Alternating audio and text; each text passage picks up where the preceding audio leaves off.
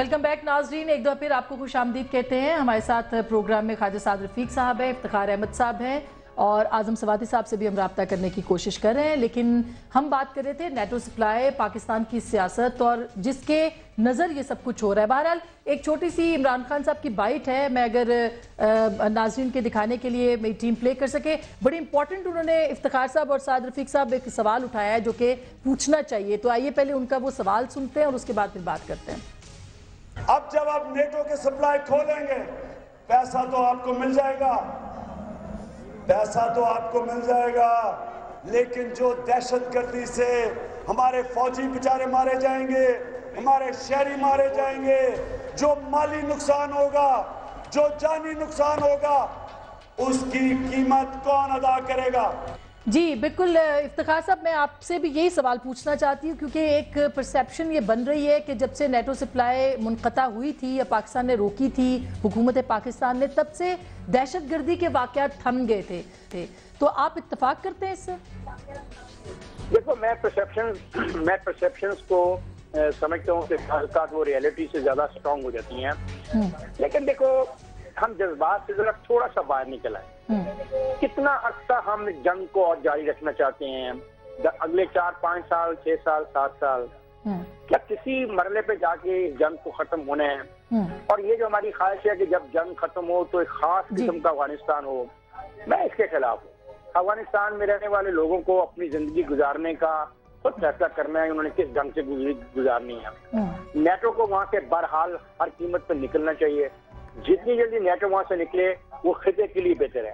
अब हम कहाँ फंस गए हैं? हम यहाँ पे फंस गए हैं कि जो सप्लाई जा रही है उसमें हमारी जो इंटरनेशनल जिम्मेदारी हैं, क्या हम उनको निभाने को तैयार हैं या नहीं। और आज अगर पार्लियामेंट की करारदाद को आप गौर से देखें या जो पार्लियामेंट की जो सिफारिशात हैं उनको गौर से देखें, उन्होंने गालिबन उन तमाम बैन अवी जिम्मेदारियों को भी अपने सामने रखा है और उसको सामने रखते हुए फैसला किया। सही। अब ये कहना कि पैसा तो मिल जाएगा, भाई बात पैसे की नहीं है, इतना आसान काम नहीं है। इमरान खान से ये पूछा जाए कि नेटो की अफवाज को अगर हमारे पे ये दबाव हो कि आप अपना इंटरनेशनल रिस्पॉन्सिबिलिटी के तौर पे हमें अपना रास्ता दें, तो हम क्या उनको इनकार कर सकते हैं? हाँ, हमें वो बैन अवी जो तरीकाकार है उसमें चलना चाहिए कि इसमें असला नहीं जाएगा, इसमें ऐसी चीजें नहीं जाएंगी जो हमारे खिलाफ इस्तेमाल हो सके, इसमें ऐसी चीजें नहीं जाएंगी जो वहाँ पे इंसानों को मारने के खिलाफ हो सके। हाँ, ये बात की पाबंदी लगाई जा सकती है, ये बात का मुतालबा किया जाता है। गालिबन इसी मिलती जुलती बातें आज की जो सिफारिशात उनमें है। ये एकदम हम अपने आप को क्या आइसोलेट करना चाहते हैं दुनिया से, और क्या हम ही 18 करोड़ लोग जो हैं वो अपनी जिंदगी खुद ही गुजार लेंगे? मगर आज जो इफ्तिखार साहब जो आज करारदाद के ऊपर भी हमारे खिलाफ रवैया, ईरान से भी हमारा खिंचाव, अफगानिस्तान के मामले में भी हमारा खिंचाव, नेटो ममालिक से भी हमारा खिंचाव, भाई ये हम चाहते क्या है? सही। अच्छा इफ्तिखार साहब, ये जो आज फैसला हुआ है इसमें भी साद रफीक साहब ये कहना है कि करारदाद के अंदर कहीं नहीं लिखा कि नेटो सप्लाई खोली जाएगी, अलबत्ता गाइडलाइन जो है वो मुकर्रर कर दी गई है, बना दी गई है। सो क्या सिर्फ सियासत जो है पाकिस्तान के अंदर वो नेटो के ऊपर हो रही है और किसी चीज पे नहीं? मेरा नहीं ख्याल अस्मा, ये अभी साद गालिबन में पार्लियामेंट छुट के आया है और शायद उसके हाथ में मसूदा हो, लेकिन अगर नहीं है तो अभी थोड़ी देर आ जाएगा। और नेटो की सप्लाई के बारे में बात की गई है, उस पर बहुत सारी शराइत मैंने सुनी है जो उन्होंने आई थी सिफारिशात में, और ये बात साथ की ठीक है कि अगर ये सिफारिशात इनकी ख्वाहिशात के मुताबिक नहीं होंगी तो ये अपोज करेंगे उसको। देखिए, मैं तो पार्लियामेंट के हक को मानता हूँ ना। ये जो दोस्त हमारे अभी साथ थे उनकी जिनकी लाइन ड्रॉप हो गई है, वो तो इस मौजूदा पार्लियामेंट को ही तस्लीम करने को तैयार नहीं है। मतलब हमें पार्लियामेंट के हक को तस्लीम करना है। और अगर साद रफीक जैसा कह रहे हैं कि अगर सिफारिशात में ऐसी चीज होगी जिसको साद रफीक जैसी सोच रखने वाले लोग ये समझें कि वो उनके मुल्क के अवाम के मकासद के खिलाफ है, उनके मुल्क की सालमियत के और आज़ादी के खिलाफ है, तो ये उसको अपोज करेंगे। अच्छा, मैं यही बात साद रफीक साहब आपसे पूछती हूँ कि अब चूंकि इलेक्शन ईयर है, पाकिस्तान के लिए बड़ी मजबूरी है, आपकी जमात के लिए भी, क्योंकि तहरीक इंसाफ भी मुकाबले पे खड़ी है, बाकी जमातें भी खड़ी हैं। आपको नहीं लगता कि इस वक्त जो है वो पॉपुलर पॉलिटिक्स कोशिश की जा रही है? नेटो सप्लाई से पाकिस्तान को फायदा भी तो हो सकता है ना, अपॉर्चुनिटी में भी तो कन्वर्ट इसको किया जा सकता है। मैं आसमा चाहूँगा कि मैं जो मेरे ज़ाती व्यूज़ हैं वो एक्सप्रेस करूँ ये कहने के बाद। सही। PMLN के व्यूज़ नहीं, मैं एक आखिर एक फ़र्द भी हूँ, पाकिस्तानी भी, मैं एक ज़ाती व्यूज़ अपने ज़रूर देना चाहूँगा। میں یہ دیانتداری سے سمجھتا ہوں کہ پاکستان میں زیادہ تر پاپولر پالیٹکس ہوئی ہے. دیکھا گیا ہے کہ لوگوں کا رجحان کیا ہے اور سیاست جو ہے وہ لوگوں کا رجحان دیکھتے ہوئے کی گئی ہے. اور جب پاکستان میں اور جس نے عوام الناس کا رجحان جو ہے اس کو محض پریفر نہیں کیا بلکہ اس نے یہ بھی دیکھا ہے کہ لارجر انٹرسٹ پاکستان کا کس میں ہے یا تدبر کی سیاست کرنے کی کوشش کی ہے, اس کو بسا اوقات نقصان ہوا ہے. جیسے ہمیں بھی نقصان ہوا ہے. ہم سمجھتے ہیں کہ پچھلے 4 برس میں چونکہ ہم نے ڈنڈے سوٹے کی سیاست نہیں کی جو پہلے ہم کیا کرتے تھے, یا اسٹیبلشمنٹ کے ساتھ مل کر اس کرپٹ حکومت کو گرانے کی کوشش نہیں کی, ہم نے کوشش کی کہ ووٹ آؤٹ ہو جائیں, تو اس سے بھی بہت سے لوگوں کو جذبات مجروح ہوئے اور جو لوگ سمجھتے تھے کہ فوری جلد بازی کرنی چاہیے وہ انہوں نے, میں سمجھتا ہوں ہماری مقبولیت کو اس سے نقصان ہوا وقتی طور پہ, جس کے اندر سے پھر اسٹیبلشمنٹ کا ایک اور بچہ جمہوریہ بھی برآمد ہوا. اب یہ جو نیٹو سپلائی کی بات ہے اس پہ اگر جذبات سے نہ کھیلا جاتا, اب یہ میں اپنی ذاتی رائے دینے لگا, اس کو کوٹ نہ کیا جائے پی ایم ایل این کی رائے, اگر جذبات سے لوگوں کے نہ کھیلا جاتا اور اگر پارلیمنٹ آزاد ہوتی, جو باہر آزاد نہیں ہے, اور اسے یرغمال بنانے کی کوشش کی جاتی ہے پارلیمنٹ کے باہر وہ فورسز جو عوام کی منتخب بھی نہیں ہیں اور وہ فورسز بھی جنہیں بعض ادارے پیٹرنائز کرتے ہیں, کیونکہ بعض اداروں کو بیماری پڑی ہوئی ہے کہ انہوں نے اپنی مرضی کا لیڈر اس قوم کو کوئی نہ کوئی دینا ہے, تو وہ بیماری بھی ٹھیک نہیں ہوئی. تو اگر آزاد ہوتی پارلیمنٹ اور پارلیمنٹ کو بلیک میل کرنے کی کوشش نہ کی جاتی, اور ایسے بعض بلیک میلرز معذرت کے ساتھ میڈیا میں بھی گھسے ہوئے ہیں جو غیر ذمہ دار اینکرز ہیں, وہ بھی یہ کام کرتے ہیں, تو ہونا یہ چاہیے تھا کہ ہم امریکنز کو یہ کہتے ہیں کہ ہمارے direct indirect losses 40-50 billion dollar چکے ہیں, پہلے تو وہ پے کرو. دوسرے یہ بتاؤ اس کو اپرچونٹی میں کنورٹ کیا جائے. میڈیا والی بات میں نے آپ سے ویسے پوچھنی ہے. جی میں ضرور کروں گا. دوسرا ہم انہیں یہ کہتے ہیں کہ آپ کتنے مہینے کے لیے سپلائی لائن کھولنا چاہتے ہیں, 6 مہینے یا 12 مہینے, اور ساتھ ہی یہ پوچھتے ہیں کہ آپ واپس کب جائیں گے, ہمیں کٹ آف ڈیٹ دیں اپنی واپسی کی, اور ساتھ ہی یہ انہیں کہتے ہیں کہ افغانوں کو کس سن میں 6 ماہ بعد, سال بعد ووٹ کے ذریعے اپنی قسمت کا فیصلہ خود کرنے کا اختیار آپ لوگ منتقل کر کے یہاں سے چلے جائیں گے, تشریف لے جائیں گے.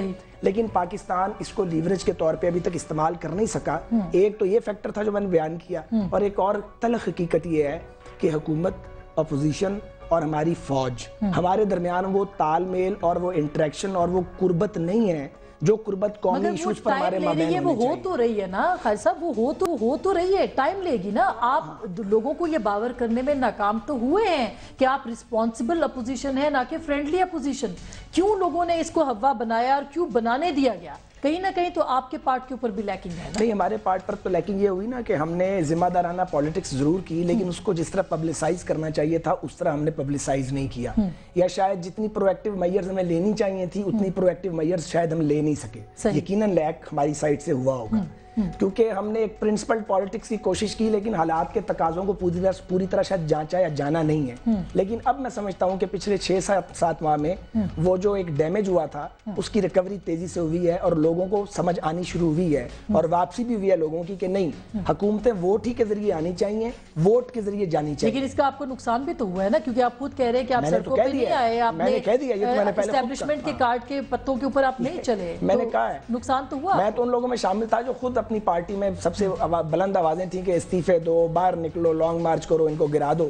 لیکن الٹیمیٹلی جو ہے وہ میرا خیال ہے میاں نواز شریف صاحب جو ہیں, اس لیے نہیں کہ وہ میرے لیڈر ہیں, ریالٹی یہی ہے کہ جو انہوں نے وزڈم پرویل کی اور جو ان کی پالیسی تھی میرا خیال ہے وہ بہتر تھی, اور ہم نے اکھاڑ پچھاڑ نہیں کی. وقتی نقصانات بہت ہیں لیکن دیر پا فائدہ ہے پاکستان. اچھا افتخار صاحب, یہ جو اینٹی امریکنزم ہمیشہ پاکستان کے اندر رہی ہے کہ امریکہ کے خلاف نعرے لگا لیں اور سیاست کر لیں, ظاہر ہے کہ عوام امریکہ سے محبت نہیں کرتے پاکستان کی, یہ ریالٹی ہے. لیکن کس طرح سے لوگوں کو سمجھایا جائے؟ کیا پولیٹیکل پارٹیز کا یہ رول نہیں ہے؟ کچھ اینکرز کی طرف اشارہ کیا ہے سعد رفیق صاحب نے. کیا میڈیا اور پولیٹیشنز دونوں کا یہ کام نہیں ہے کہ لوگوں کو سمجھائے کہ یہ جذباتی نعروں سے نکل کر کچھ کرنے کا وقت ہے؟ آسما, میں جب جوان تھا تو جتنا امریکہ کے خلاف میں جلوس نکالتا تھا شاید کوئی نکالتا ہوگا. آخرکار امریکہ نے لاہور میں جو ان کا دفتر تھا یہاں پہ بینک اسکوئر میں, اس کو وہ اٹھا کے وہ ظفر لوٹ سے بھی آگے لے گئے. انہوں نے کہا اس کو آگے لے جاؤ تاکہ کوئی جلوس نہ گورنر اس سے آگے نکلنے دیتے ہیں, اس کو روک دو. ہم خود اینٹی امریکہ, اور بڑے مزے کی بات ہے آج اینٹی امریکہ وہ پاکستان میں زیادہ ہے جو امریکہ کے حامی تھے. بولے ہمارے جلوس میں جہاں ہم پولیس کا مقابلہ کرتے تھے, ہم کچھ ایسے لوگوں کا بھی مقابلہ کرتے تھے جو امریکہ کی حمایت کرتے تھے. بہرحال کسی ملک کی حمایت کرنا یا مخالفت کرنا ہر سیاسی پارٹی اور ایک سیاسی فکر اور سوچ رکھنے والوں کا کام. صحیح. لیکن جو ساتھ بات کر رہا ہے کہ اگر آج نواز شریف پہ جو کرٹیسزم ہوتا ہے کہ یہ جناب رل گئے ہیں، یہ جو ملے ہوئے ہیں سب، ہاں، اور خان صاحب کا، عمران خان صاحب کا یہ بڑا مشہور نعرہ ہے کہ یہ سب ملے ہوئے ہیں۔ جب سب ملے ہوئے ہیں، جب عمران خان صاحب قیادت میں ان کے پاس آئے گی اور جب ان پر ذمہ داریاں آئیں گی تو پھر ان کو پتہ لگے گا کہ ایک شہر کو چلانے کی جب ذمہ داری آ جائے نا تو اس کو نبھانا کتنا مشکل ہو جاتا ہے، اور صوبے کی اگر ذمہ داری آ جائے تو اس کو نبھانا کتنا مشکل ہو جاتا ہے۔ لیکن افتخار صاحب ان کو پذیرائی تو مل رہی ہے نا لوگوں سے، اپوزیشن ہو، ٹھیک ہے، وہ عوام سے پذیرائی تو لے رہے ہیں، کیا آپ اور میں اور ہماری سیاسی جماعتیں بشمول خان صاحب کی پارٹی یہ لوگوں کو باور کرانے میں ناکام ہو گئے ہیں کہ نعروں سے کام نہیں چلے گا، پاکستان کے جو حالات ہیں وہ اس سے کچھ زیادہ ڈیمانڈ کرتے ہیں؟ آسما آپ یہ کیسے کہہ سکتی ہیں کہ یہ سیاسی جماعتیں ناکام ہو گئی ہیں؟ یہ سیاسی جماعتیں ناکام نہیں ہوئی، یہ سیاسی جماعتیں اس دن میں ان کو ناکام سمجھوں گا جب کراچی میں 5 لاکھ لوگوں کا جلوس نکلے گا ان سیاسی جماعتوں کے اس رویے کے خلاف، اور لاہور میں کوئی 3-1 لاکھ کا جلوس نکلے گا۔